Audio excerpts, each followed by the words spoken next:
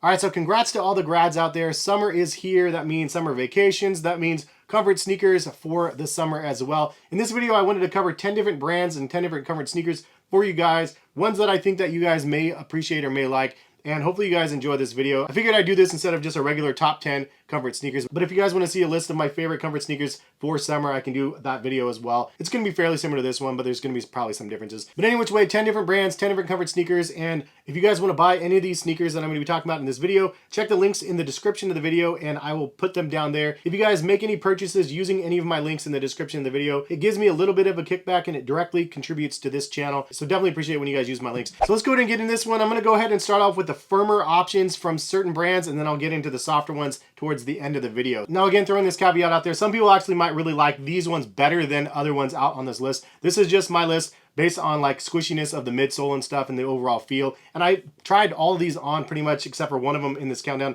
I tried them all on side by side and just kind of felt them out, which ones I felt were softer and which ones were a little bit more firm. So these are the results from that, so just throwing that out there. So starting off with our first brand, I'm gonna go with the Saucony Triumph 20s. This one features Power Run Plus in the cushioning and is softer and lighter than it has been in the past. And this is Saucony's like max cushion sort of sneaker. I did buy a pair, I tried them out and I ended up returning them just because they were a little bit too firm for my personal liking. The Saucony Triumph costs about $160 at retail. A couple of things that I liked about this model is the plush liner was really nice. Also, the traction is A+ on these ones. It's probably the best traction out of all the shoes on the list, honestly. Really solid, really sticky. And also the form-fit insole on these shoes actually felt really nice as well. The cons for me though is they were definitely firmer than I expected. I was hoping that they'd be really soft, and they were like okay, and I'm assuming that they feel softer when you're running really far distances and stuff, but just for casually walking around and stuff, it's just not something that you feel like a lot of squishy feel. Also, something that was weird is the tread on the lateral side of the shoe kept on getting caught. Like, it was kind of weird. Even though it was really nice and sticky,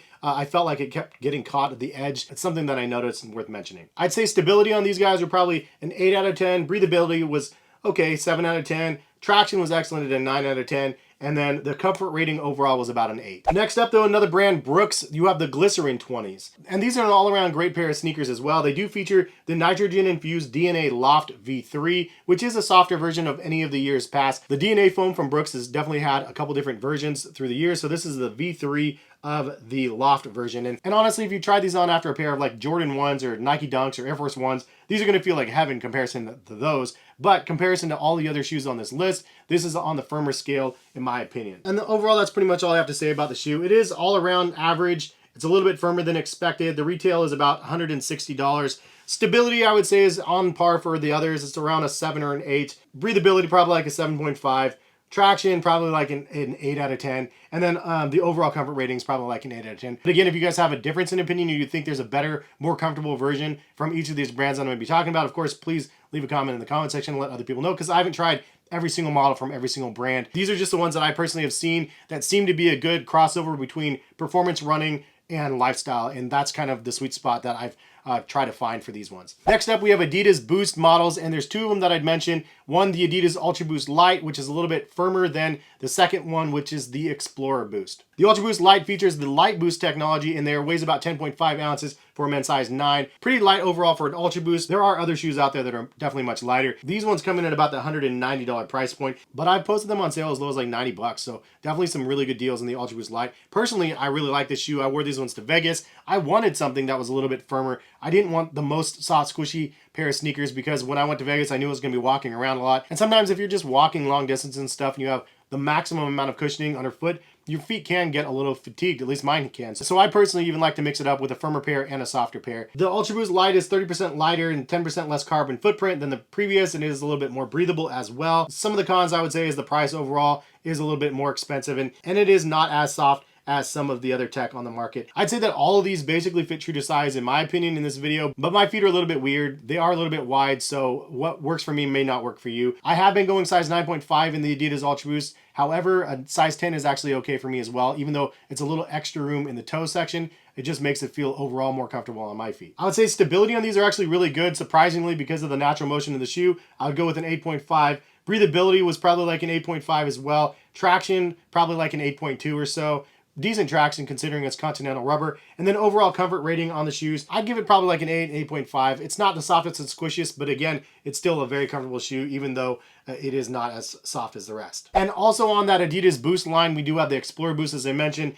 If you want something a little bit more casual than the Ultra Boost Light, I would say that this is the one for sure, because it is softer on feet. The tongue is set up like the original Ultra Boost models, and it's not as cinched down as like the Prime Knit version of the regular Ultra Boost Lights. So this is a really nice, more casual option. Also, these have been on sale as low as $60, which is absolutely nuts. They retail at $190.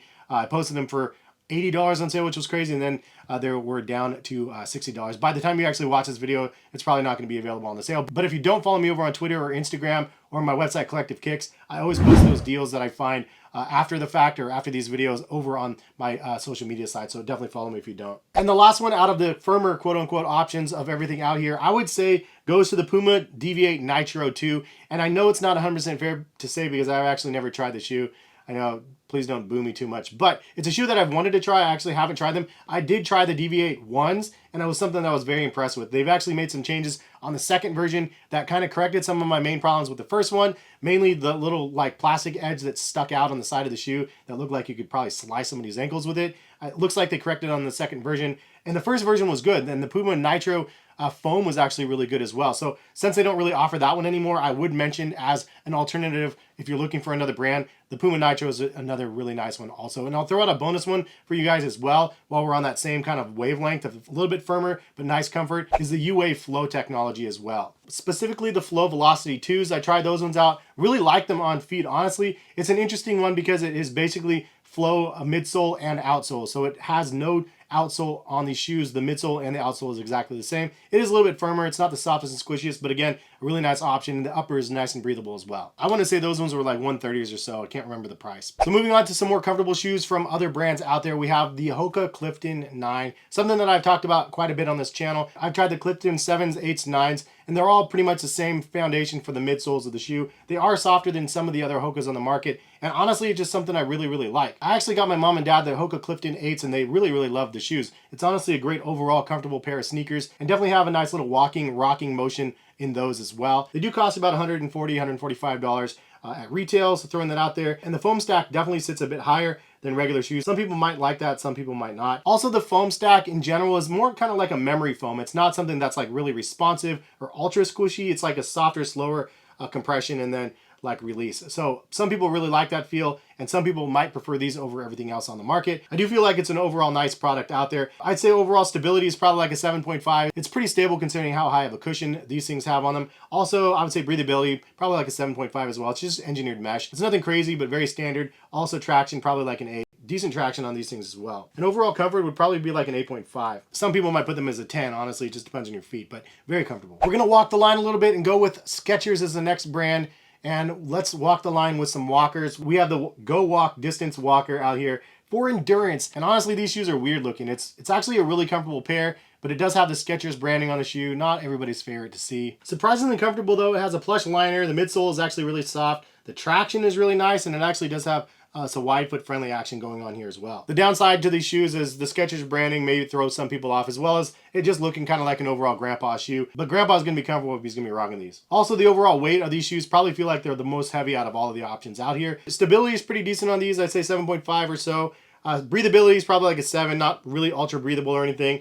The traction, I would say probably like an 8.5 because it's pretty good. Comfort, I would give it like an 8.9, actually really good. Check out my full review if you guys are interested in seeing more about those. So moving on to another brand, we have On Running, and we have the Cloud Surfers. You also could get the Cloud Monsters. Both of them are really, really good, but personally, I actually like the Cloud Surfers a little bit better. I did a comparison video on both of those as well. These things are really, really incredible on feet. My first pair of On Running shoes was like the Cloud X, and I was expecting soft pillow, cloud-like sensation, and they were like bricks on feet, comparison to other things on the market. But then now they've like done a bunch of different pairs that are really, really comfortable and very soft. In fact, this is overall a really very impressive, incredible pair of shoes. I believe retails about 106 or so on here as well. And again, I'll link them all in the description if you guys are interested.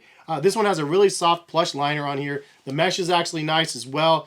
And soft, squishy midsole for sure. Definitely on the plushier side of all of the shoes that I've been talking about so far. And the heel-toe transition is really good. You do also feel a lot of forefoot squish in these, which is quite impressive. Stability is probably on the lower side, 7, 7.5. I mean, it's not unstable by any means, but 7.5 I'm just saying because it's not like rock solid stability. Traction, I would say it probably lacks a little bit just because the midfoot right here is completely uncovered. It's just foam. I'd say probably a 7. And then overall comfort rating, easily a 9 on these things. unbelievably good, something that I really look forward to wearing this summer. And I just realized halfway through the video I should have probably been putting the shoes out here as I'm talking, but I didn't do that. I'm honestly in a little bit of a rush because I'm going on vacation myself, so I'm trying to get all this stuff done. Hopefully you guys don't mind that I haven't been putting the shoes out. Moving on to the softer and squishier side of things, we have the Nike Invincible Run. In my opinion, this is the best option for a soft, comfortable sneaker from Nike. They have tons of different models out there. I've tried a lot of them, even the Vaporflies. And the Vaporflies actually feel a little bit squishier on feet, but overall functionality on those is not very good because it's too narrow. Those are definitely racing shoes. These ones are for like runners, but also for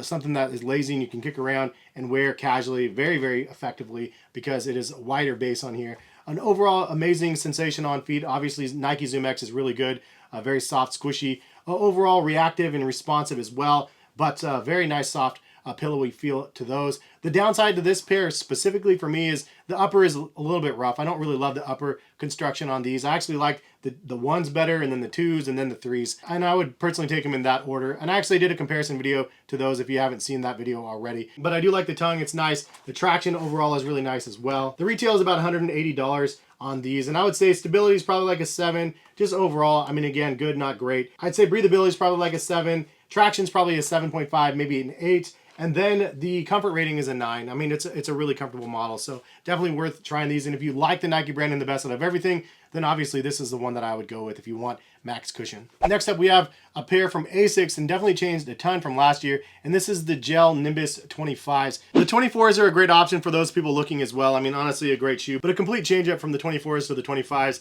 They went with the pure gel inside of the shoe, and then the outside is the FF Blast Plus. It is massive. It is big. It's bulky. It definitely gives the Invincible Run a run for its money because it is soft and squishy on feet. I would say the biggest pro about this one, the liner I really like, the tongue I really like, the stretchiness of this tongue, and then the midsole is massive, and you can feel the forefoot squish in these almost better than any other shoes out here. Just really, really incredible on feet. The traction is okay, I would say, but overall, even though I don't really love the look of the shoe, it definitely delivers. Also, another option, if you want a lower tiered option, you do have the Nova Blast 3 from Asics as well. This is like $135-ish shoe. Really soft midsole and features the FF Blast Plus also, but not done in the same way as these are. These ones are incredible. The only con I would say is the tag is a little bit itchy on these. I don't know why they added that there. Honestly, it was kind of a bad move. Overall, very good though. Stability, I'd say probably like a 7.5. Again, really good considering a max stack. Breathability, probably a 7. Traction, probably a 7.5. Overall comfort on the shoe is like an easy 9 though. Like definitely very, very comfortable. Definitely max cushion. If you want something that is a little bit firmer for like those long days where you're walking around a lot, and then you want something that's a lot softer the next day, you definitely could go with these. You definitely can go with these, and your feet are going to be thanking you the next day. And moving on to the final brand, if you guys liked the video, please drop a like in the video if it was somewhat informative to you guys. If you guys have other models that you guys want me to try, and I haven't yet, please leave a comment and let me know what those are. But the 10th brand I wanted to mention to you guys, definitely worth taking a look at if you haven't thus far, is New Balance. And I've talked about these ones a lot. Now there's 3 different ones I just give you a small overview on because all 3 of these are really excellent depending on what you're trying to do. You have the Fuel Cell Rebel V3. This is a lower profile shoe with a crazy soft squishy midsole because of the fuel cell. More breathable, more lightweight, but definitely some crazy heel squish in this guy. Lower price point too, around $130, $140 roughly for these. Incredible shoe for your feet if you guys are wanting to try those out. For $150, you can go the Fresh Foam X route, and this is the More V4. These things are just massive stacks. In fact, I have a video comparing these 3 shoes specifically that's going to be coming soon if it hasn't released already. So check out that video if you want more detailed information on those 3, because those are 3 max stack shoes for sure. But the More V4 has a crazy stack of Fresh Foam X in here, and it's an all-around really good shoe for somebody that likes like the Hoka sort of vibe, but wants something a little bit softer. Those ones, in my mind, do that. The other pair that I really like, and probably my favorite out of the list, is the Fuel Cell Super Comp trainers. And these I've mentioned through the entire year, and it's still, I mean, it's weird because I've tried all of them on side by side, and I still come back to this, go, yeah, this is the one. This is like the one that's the softest and squishiest. It's the most breathable as well. I got the wide version, so it's a little bit wider than the standard. And I think that's probably why I prefer this one to some of the other ones out here is, again, it's superior breathability. It has a breathability of like the racing shoe, but it's not the racing shoe. It has the soft squishiness of a racing shoe, but it's not. It does feature an energy arc, which does have kind of like a heel-toe transition thing going on there. And honestly, I thought it would bug me from like the casual perspective, but it feels pretty good. There's like a nice natural motion, in my opinion, when I'm walking around in the shoe. Retail on these are about $180. I posted them on sale as low as $135 though, which is a really, really good price point for the comfort that you get in those shoes. Again, for my feet, insanely soft, squishy. Overall, I absolutely love this shoe. Maybe too soft for some people. I'll throw that out there as a con because of how crazy soft this thing is. Some people just might not prefer it at all. And also because of how soft and squishy these are, it might be the less stable of the options. Again, it's not unstable, but comparison to the competition, it might be a little bit more unstable than some of the rest. So stability, I would say a 7-ish. The breathability, I would say a 9. It's the most breathable probably out of everything out here. And then traction, I would give probably like a 7 out of 10. It's not the most traction. It definitely has a little bit of wear and tear with the fuel cell. And then the comfort rating overall is like a 9.5, maybe a 10 for me. Just my overall favorite out of everything out here. So that's a look at like 10 comfort sneakers from 10 different brands. Leave a comment in the comment section what you like, what you didn't like about this video. I kind of like making these type of videos. I was hesitant to actually make it because I didn't know how I wanted to deliver it. So hopefully I was able to give you a little bit of variety from different brands and let you guys know some of my favorite models that I would try, especially for vacation summers coming up here. But leave a comment in the comment section. Have you tried any of these? Which is your favorite out of the ones you have? Other models that you guys want me to try, please leave those comments as well. And if you guys did like this video, drop a like. Also, if you guys want to buy any of the shoes that I've talked about in this video, if you do use my links in the description, again, I do get a kickback and it does support the channel directly. Much, much appreciated. But have a good rest of the day. Thank you guys for stopping by and watching, and hopefully we'll see you guys back on the channel for some more content. All right, peace, guys.